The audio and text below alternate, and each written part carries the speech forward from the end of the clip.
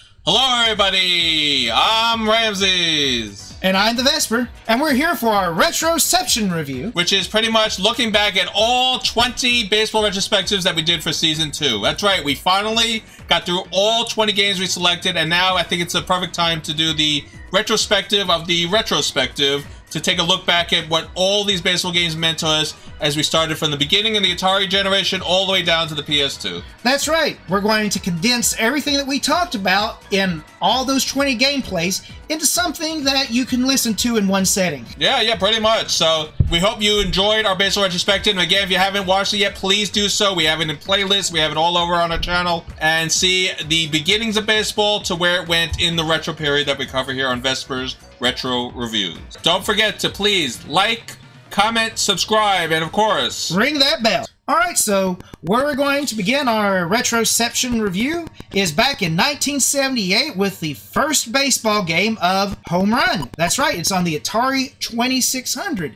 Now, this baseball game is baseball in name only. It's pretty much orange and blue pixels holding a lightsaber and throwing a box at each other, and they're calling that baseball. That's all the game is. It's as basic as you can get, but don't forget this was the Atari 2600. But it's funny that they called it baseball because it's not the first baseball game. That would be on the Odyssey, systems like that. But this was the first popular baseball game because it was on the 2600 home system.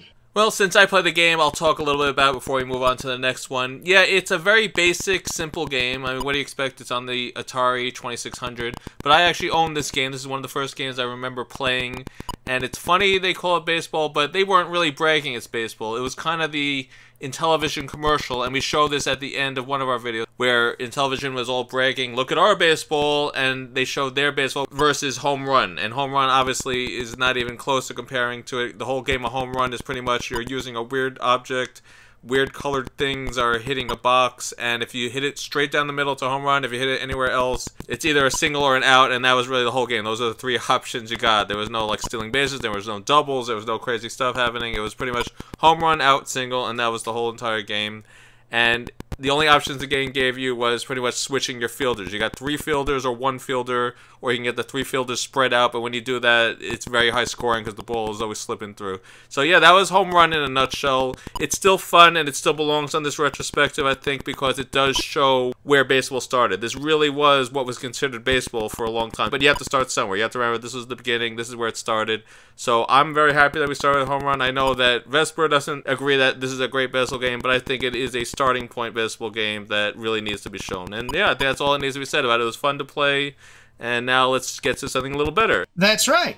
And now we move on forward with a look at baseball on Intellivision. Now, as you can see here, this actually truly looks like a baseball game with people on the field instead of 1, 2, or 3 guys standing next to each other. Yes, the Intellivision really was pushing the envelope, and Intellivision was known for its quote-unquote sports games. That's how they were going after the Atari 2600. Look at all our sports games, look at all our sports games. And this was a perfect example because they always compared World Championship Baseball, which is the version of it that I played because that was the one-player version of it, to Home Run, which was the previous game, and it's not even close.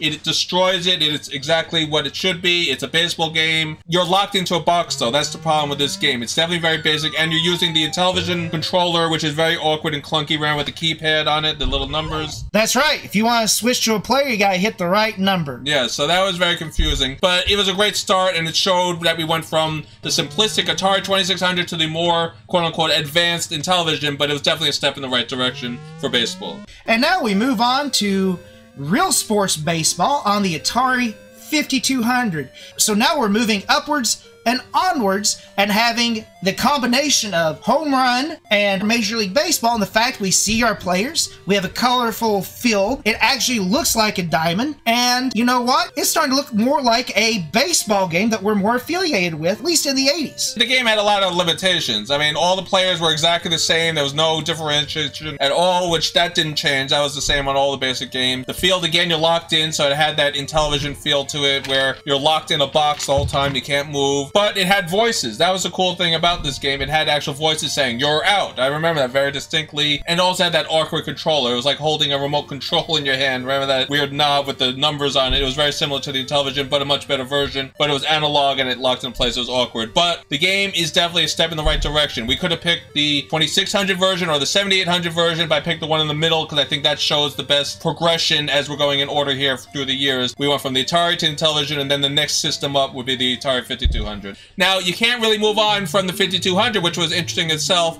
without going to the Nintendo, because the Nintendo is going to have a major stake in our baseball retrospective, because there are so many baseball games on the NES. And their first one, Baseball, a black cartridge, came out at the exact same time as Real Sports Baseball on the Atari 5200. So now, once again, we get another major upgrade, as you can see here. Yes, and now this is a little better in that each team had its own colors, and it actually had teams. Yes, they were all just generic letters for the teams, and they were trying to represent it with American teams. Like the R's were the Royals, and the C were the Cardinals in the game we played. But it really had nothing to do with anything. It was based on Japanese teams, and it was all generic. But it was, again, a step in the right direction. But I personally didn't like this game that much because the fielding was sluggish, and it was just very generic and basic. But again, it's another step in the right direction. You can see where baseball can go when you have more technology behind it. Balls are now going to go to the outfield. Now you're going to zoom to the outfield. It's not going to be all locked in the screen anymore. So now instead of one screen, we have a scrolling screen, which the Nintendo was very good at scrolling games. Look at Super Mario. You can scroll all over the place. So they use that same technology. You could scroll to the back of the field and you move very slow. Again, the game had a lot of faults to it, but still you can see where we were moving in the world of baseball. So this is the first one that we encountered that actually did auto fielding, which means you didn't have to move your players anywhere to pick it. They did it for you. All you had to do was direct where the baseball was thrown, unlike in the previous games we reviewed. So the game came out for the Famicom, produced in 1983. It reached the North American market in 1985. So this is actually a 2-year-old game by the time we got to play it in the black box version, and it definitely shows its age. It was also in the arcades. Remember, they had this as an arcade game. So it's clunky, it's old school, but it's cool that it was on the NES. Not one of my favorite games, but you have to start somewhere is the best thing you can say about this.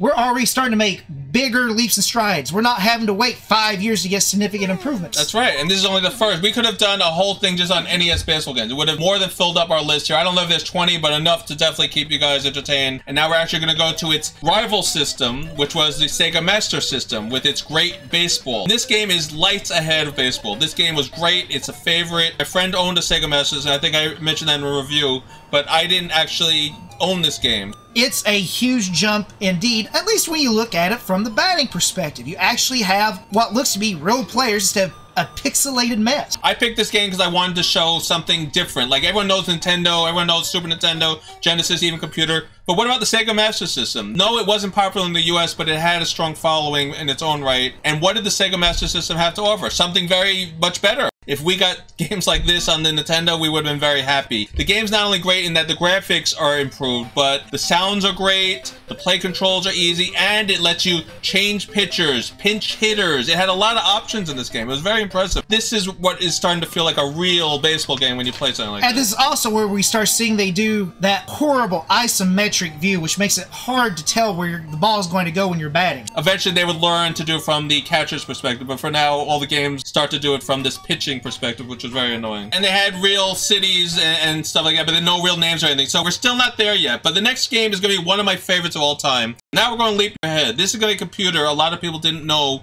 was actually in the North American market, because everyone had a Commodore 64 at the time, but they had a much better computer on the market at the same time. And that is called the Amiga. Now, this game, called Earl Weaver Baseball, was released the exact same year as Great Baseball. And the first thing you're going to notice is, holy crap, look at all of these options. Yeah, this game is a baseball nerd's dream. That's what I always call it. It's one of my favorite games, and I know I'm being all fanboyish here, but I love this game, and I feel so honored that I got to play this game with being the big Met fan I was in the 1980s. This was such a thrill to have a game like this. You got to create, edit, build stadiums, teams, trades, leagues. You could do almost anything you could think of. You can name them. The announcer would announce the names of the players you just said. It was amazing. And look here, when we actually get into the gameplay, it actually shows a lot more of the fans in the stands. And not only that, you actually get to see a side-by-side of the actual field, and then you're pitching and batting. And guess what? They're doing it the right way, from the catcher's perspective. It's really amazing. They really thought everything out. And I love this game because Earl Weaver himself got involved. He didn't just sell his name. He wanted to give everything you can think of when it came to this game, and it really shows. The graphics are the downside, and everyone knows it's not a secret. It's an Amiga game. The graphics should be much, much better. It doesn't look bad, but it does not look as good as what the Amiga can do. Earl Weaver Baseball is one of those lost gems that I think not enough people know about, and I love the game, and I hope you guys check out our Earl Weaver review. It is definitely a must-see if you're into baseball games. And now, we're going to step back from the Amiga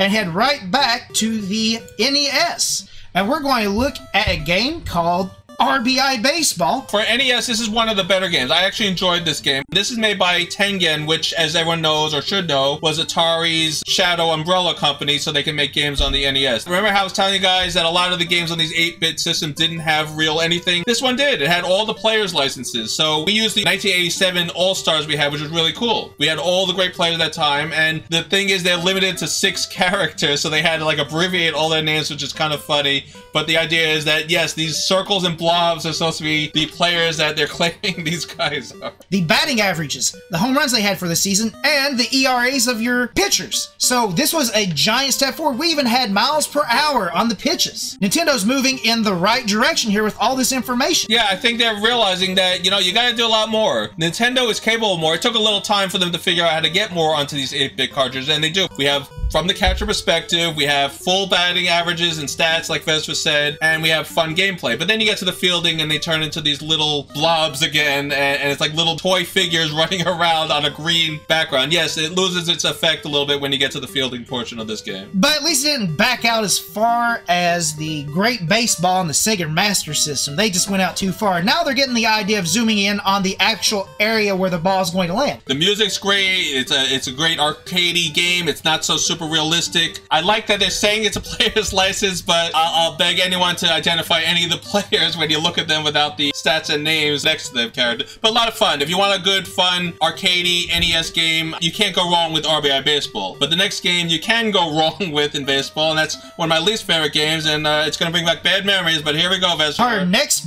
game is Bases Loaded, released on the NES in the same year as RBI Baseball. And look at the graphics on this. It's by Jellico. The graphics are light years apart. But there's also some that is also light years apart as well, which is not necessarily a good thing. And that's the gameplay. Yeah, the gameplay is awful. And again, I do want you guys to watch it. It's not my finest moment, but I want you guys to watch our number 8 baseball retrospective, Bases Loaded. I didn't have trouble with many of the baseball games. This one I had a lot of trouble with. And especially when they do this zoomed out. You know, I hate when you are zoomed out of the pitcher's mound to do everything and you're like hoping to see the little dot there. And that wasn't even the problem. The problem was the controls were awful. You're pitching and the catcher mitt is flying all over the place. It's impossible to swing at things. You got to level your bat properly. And the computer can do it perfectly every single time. They don't give you a break. There's no difficulty in this game. Well, you're supposed to be reaching for perfection as in the major leagues, so I mean, there you go. You're playing against the professional. The computer kept scoring. I had a great first 2 innings, and then the computer just never stopped scoring and pounding it on, pounding it on. The game looks great, though. I will say this game belongs in the retrospective because this was a graphical masterpiece. It looked very impressive for an NES game that they're able to pull off something like this. It's 8 bits, so I can't expect much better than this. But you have great music, you have a great feel, you have a great sized field, the controls suck, and the gameplay sucks. But everything else is great about this game. I mean, if you haven't played a game that looked as beautiful for this before,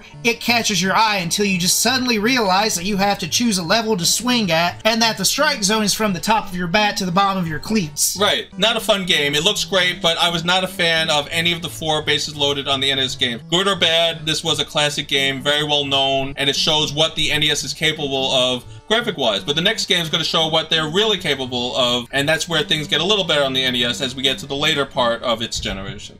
Alright, so now we move to Baseball Stars on the NES in 1989. And as you can see from this game, you have vibrant colors. You actually have a straight-on view from the catchers, which is, if you've played any baseball game, you know that's the best perspective to have. Absolutely. And the game is fun with more options than ever has existed on an NES game. It's made by SNK, which is a very famous company now for all their fighting games and the Neo Geo and everything like that. But back then, they weren't really famous for anything. This is another one of those baseball nerds' dreams. I remember me and my friend, we had our own versions of this, and we would build our dream teams. To create a team option in this game is one of the best features. Really, you can start from scratch, and build your team. You play, you win money, then you upgrade your players. You can change the names, you can change the positions, you can fire, you can trade, you can do all sorts of things with these players. You can play for a whole year, and then you have your dream team, and it was worth all the effort and work, and it's so much fun watching your team grow from a nothing team into an all-star championship team. And it has a battery. No passwords here, folks.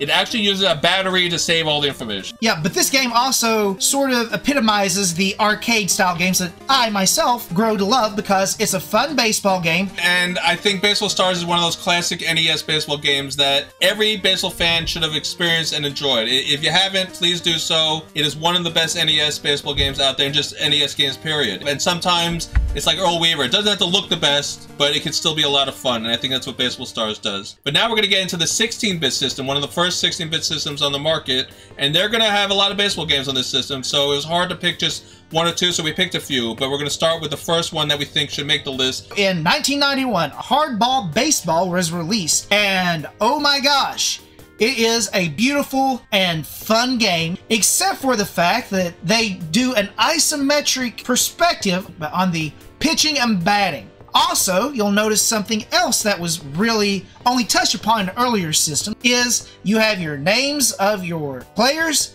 their stats, and it's amazing. And they had the feature that Vespor liked the most, and they never really repeated this in another game. Anytime a player was on base, they color-coded it like a traffic light. It was red, yellow, or green, and it meant how fast they were. We didn't steal bases in our retrospective, but it was impressive that they showed you how fast each of the players was just by the color coding. I thought that was a unique feature that we never really saw again in a baseball game. That's right. That's because from henceforth, they don't put that stat on there. You have to rely on stolen bases and other things. Yes, exactly. And that was very unique to this game. And it was based on the Hardball Baseball series, which went for 6 games, more when they went to years in the names and not just the numbers. And this was based on the computer one. So this was a very famous baseball series, and that they got it on the Genesis in this year, many years after. It was very impressive. I didn't love this game because I think the problem was it's better on the computer than it was on the Genesis, but I think it was still impressive what they were able to do with the Genesis at the time, because the system was very young, and they were able to get a computer game onto the Genesis, which I think was very, very well done. It was a lot of fun for what they did. And now, where we're talking about arcade-style games, we go back to the NES, go back to 8-bit, and this game is as satirical to baseball as any other game could possibly be, and that's called Base Wars, because in the far future, people are boring to watch playing baseball, so we want to watch robots play baseball. Not only do we watch them play baseball, we want to watch them destroy each other in the process. Yes, this is a famous game because it was so different. The idea of having robots playing baseball yet battling each other during the game, it was a unique mix. And this is a Konami game, and it has that Konami feel. The look, the sounds, the music, it's all very Konami-like. But the problem is the game is too arcadey and a little too silly because it just becomes unfair. You're having super bats, super throws, super weapons, and it becomes something that's not really baseball, but that you need like turbo controller to actually do well in it, and you need to build up all your teams to do well in it. You gotta devote a lot of time to get the most out of this game, pretty much. But if you're willing to devote that time, guess what? You're going to have an amazing time, because they did give you a lot of variety in weapons,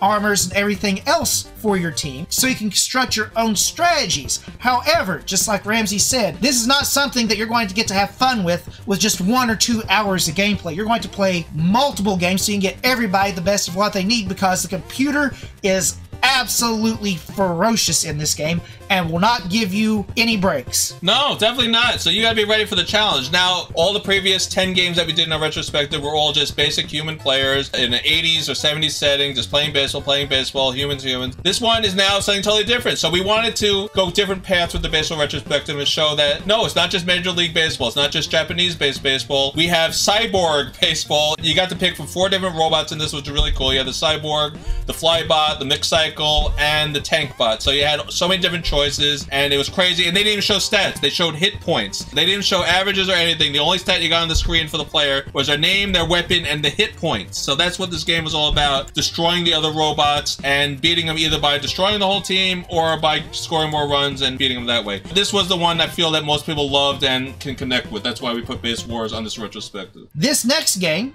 Baseball Stars Professional, was released on the Neo Geo in 1991, the same year as Base Wars and Hardball. So you have 3 different levels of games, as you can see here. Yeah, you're like, oh, but Ramsis, Vespor, you already did Baseball Stars. Yes, but this is so different from Baseball Stars and NES. This was their Neo Geo masterpiece, and I'm sure all your fans out there who are retro fans know what the Neo Geo is. It was an arcade as well as a home console system. This was Baseball Stars remastered as a 32-bit arcade game, and it pulls off very well. It definitely captures the feel of the original Baseball Stars in an arcade type setting. But remember, this is an arcade game. They're trying to make money. That's really what this game is all about. So you had a clock ticking down, and every time the clock ran out, you had to put another quarter in. And it also mattered what team you got. You see, this game was all about the teams. You either had to have a good team or a bad team. And if you had a bad team, it was going to be a very enjoyable experience. If you had a good team, you're going to have a lot of fun in this and have at it. That's pretty much what the game is. And it also had girls on the teams, as you can see by them being denoted with having shorts. That's right. They had female players that was similar to the NES, but this one was definitely more graphical and impressive with it.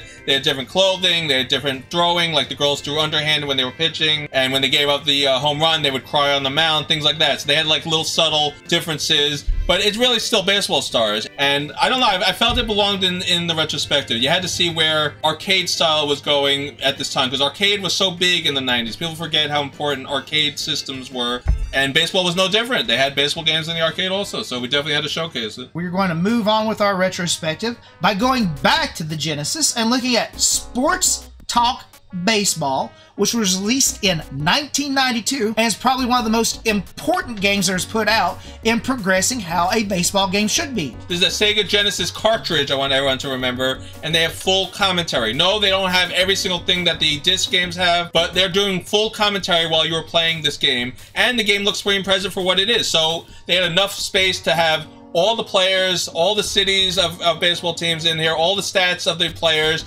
as well as having commentary going on while the game is going here. And they also had stamina, so you actually knew if you need to change out your pitcher or not. Yeah, they really did not do the stamina thing enough in a lot of games. You would have to get clues, and the pitcher would start struggling or slow down. This one had a stamina bar, which was very impressive, and it had all the stats, it had all the abilities. You could change pitchers, you can do pinch hitters. It was so amazing, and this is one of the first games that really got the idea that we should be doing commentary in a game. Why not? Why not have a full commentary going on during the game? And it felt like a good, solid, fun arcade baseball game. And it sort of kept the feel of the actual game because you weren't going to have like 20 points on the board in a game. No, this was another game where each team mattered. Like the worst teams didn't do well, but the better teams did, but it was more realistic. You were going to keep close to it, and Sports Talk Baseball is one of those games that you got to experience. It really just was such a revolutionary step ahead, and it really set the path for what baseball games were going to come as we went to the disc-based systems later on. And this game's sort of outshone by the other one released this year in Sports Talk Baseball.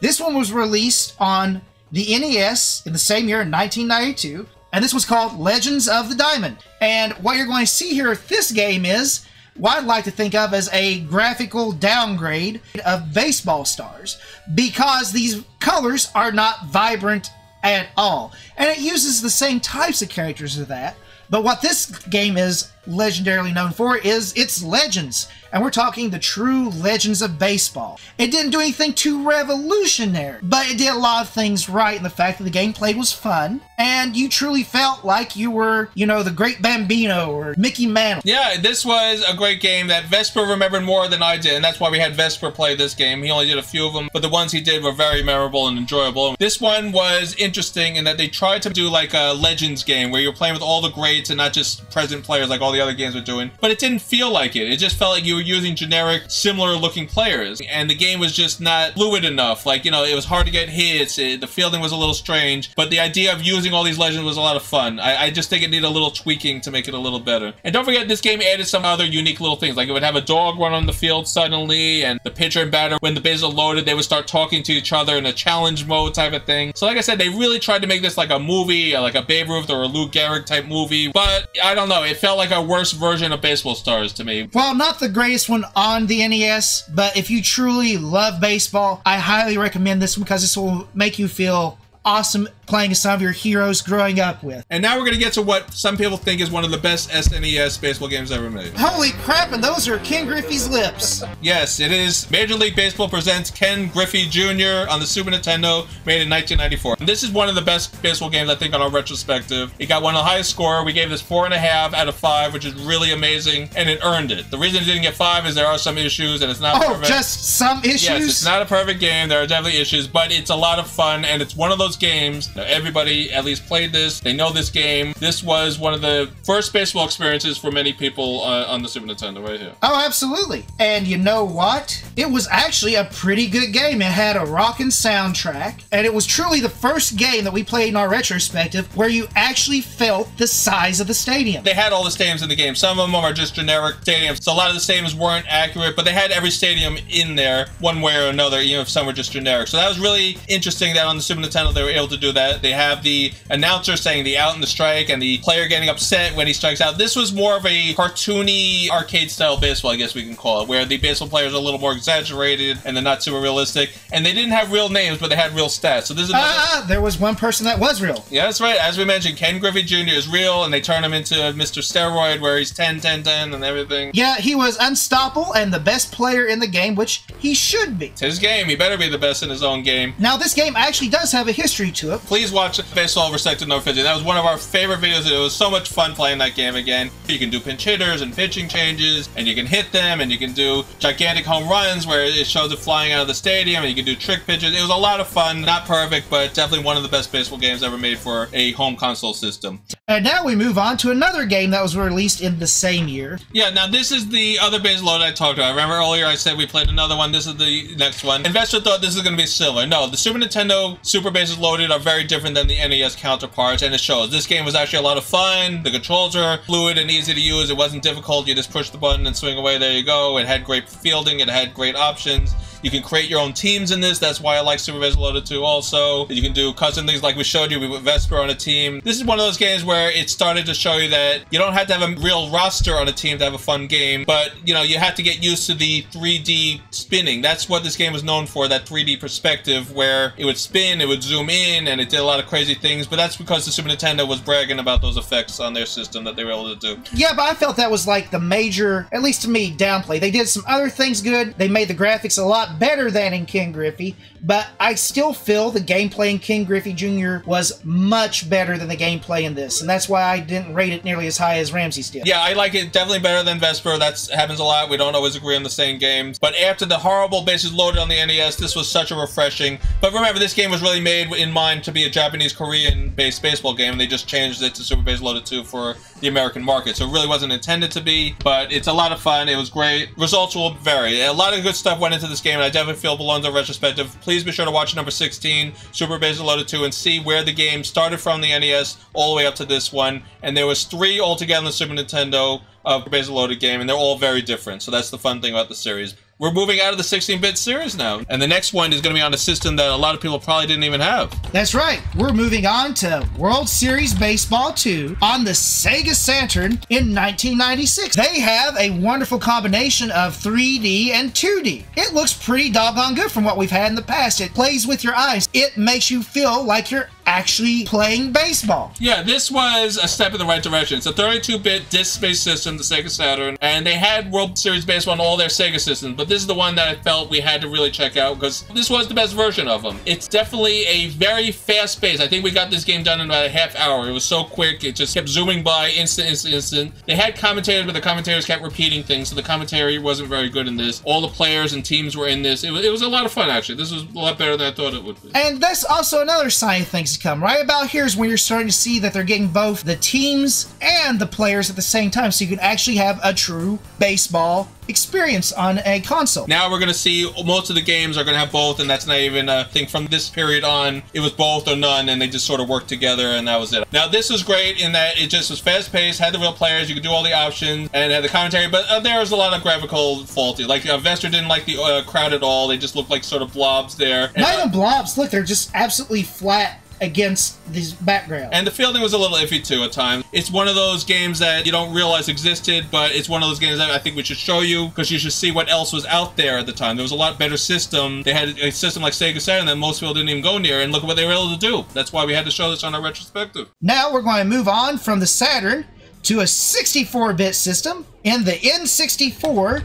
So they have All-Star Baseball 99, released in 1998. This wonderful game here requires you to play a mini game every time you're up to pitch or to bat, which took a lot away from the game and also added the most time of any game we played in the series to the game. I think it is a good example of a retrospective game because a lot of people own this. When you had an N64, this was around the time where everyone was buying the N64 and you wanted a sports game. That was a common thing to do back then, is get sport games. So you had Madden, of course, but then you needed a baseball game. All-Star Baseball 99 was one of those games that everyone bought because it was like the first interesting baseball game that took advantage of what the N64 can do. And it had a lot of mini games, like you had to line up the batter and you had to use a little circle and you can focus the circle and you can make it big, and it was all over the place, but it showed what the N64 was capable of. But it also made the game very long and drawn out because now you're getting the batters are taking long at bats, and now they're really stretching out the pitches, and now they're showing you march around the whole base when you hit a home run. It's so drawn out, and they're really just trying to show off, wow, look at what 64 bits can do the whole time. And in my opinion, it didn't look as good as the Sega Saturn, which was 32 bits less. However, I will give it credit that the gameplay at least wasn't too bad. Of all the games we played up to this point, this was obviously the most easiest one to field a fly out on. The fielding is actually one of the best things of this game. It was right on target, and it was easy to throw. They used the yellow buttons on the N64 controller. You got to throw to any base, and it wasn't a high-scoring game, but it still took an hour. So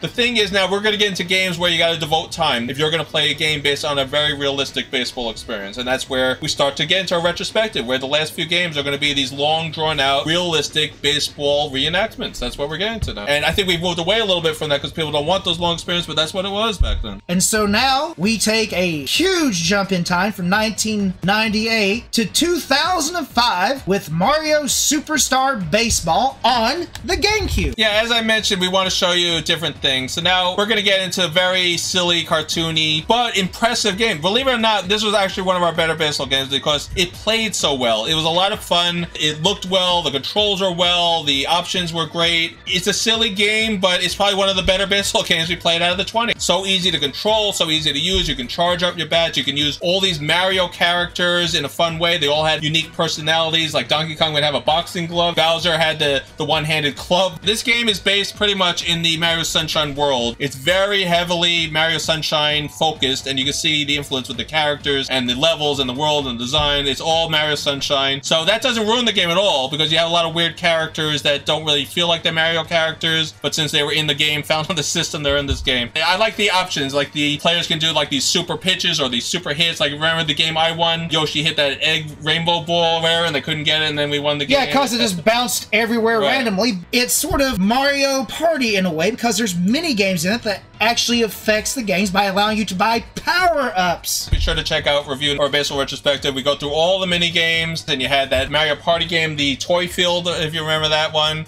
So there was so much to do. The music is such a pleasure. The controls are so much fun. I don't know. I love the game. I think it was a lot of fun. But we're trying to show you what baseball became and other variations of what baseball would come through the timeline as you go from basic little pixels on the Atari to Mario characters now playing baseball on the GameCube. And so now we move on to our final game of our retrospective, which will stop on the PlayStation 2 in 2006 with MLB Slugfest 2006. So take that, Nintendo. And I can't think of a more wacky and different game than Slugfest. I would say that this game is definitely the peak of parody of taking serious with the unserious. Yes, it's NBA Jam meets baseball. It's made by the same company, Midway. They had fun commentary, which Vespor didn't love. I thought it was funny, but it does get annoying after a while. You're heated up, and it has wacky pitches you can do, and it has funny throws and stances, and the batters do funny things, and you can hit each other if you turn on the aggression mode. The graphics are actually very good in that game, and it had all the real players and stadiums different, and it looked good.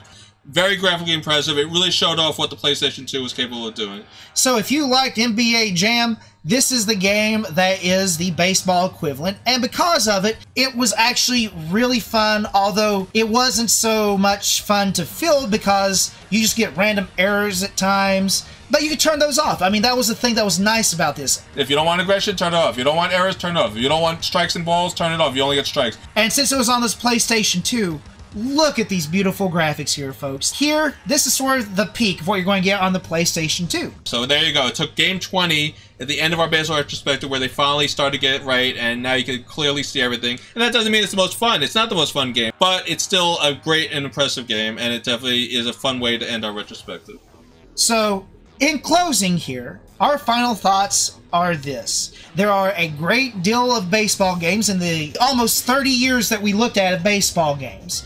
And we had everything from terrible to great. However, I will say this though. Some of the funnest games were the ones that didn't take the baseball too seriously, like Baseball Stars and Mario Superstar Baseball. Those were probably some of the funnest games we played that were actually playable, and you could just have some level of customability and replayability in it. I agree. Simplistic is fun. You know, you go from home run, which is just a weird pixel hitting a square, and that's the whole game. And then you go to really overly complicated, like World Series Baseball, where they're trying too hard. Like Ken Griffey, I thought was one of my favorites. Baseball Stars and Super Mario, those are the ones where they got it right. It doesn't have to be overly realistic, but it has to also be fun and easy to control. Control, playability, and time to play the game, I think all those factors matter. The games that took about a half hour but were easy to do and a lot of fun, those are the ones we're going to rank higher than like All-Star Baseball, which looks great, but it takes forever to get through it, and it's an overall mini-game production where you got to do so many things to make the game work. And as this is a retrospective, we're not going to rate these from best to worst or anything like that. You're going to have different experiences on the games